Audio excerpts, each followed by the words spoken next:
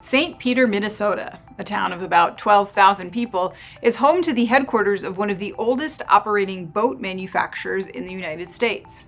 While the Alumacraft name is well known on the recreational hunting and fishing scene, the latest news from the company isn't fun. Alumacraft parent BRP has announced it will lay off 68 workers at its St. Peter plant. First opened in 1946, Alumacraft was one of the first aluminum boat manufacturers in the country. After operating out of Minneapolis as a subsidiary of Flower City Ornamental Ironworks Company, the brand moved to St. Peter in 1970 and was ultimately acquired by BRP in 2018.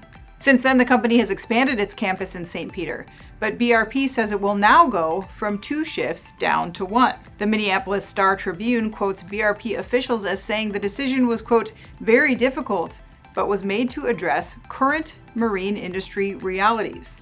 The Star Tribune report goes on to point out a recent 9% revenue decline in BRP's marine segment, which also includes the Manitou pontoon boat brand, leading the company to lower its guidance for the year.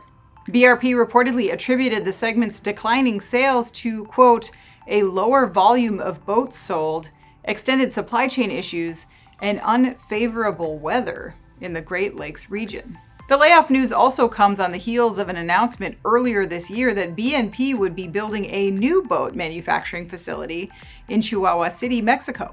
The effort, according to Kareem Donez, president of the company's marine group, would, quote, position the business for success to meet consumer demand for its products, be more efficient, and drive market share gains.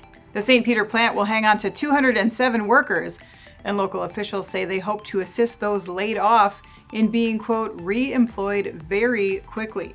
I'm Anna Wells, and this is Manufacturing Now.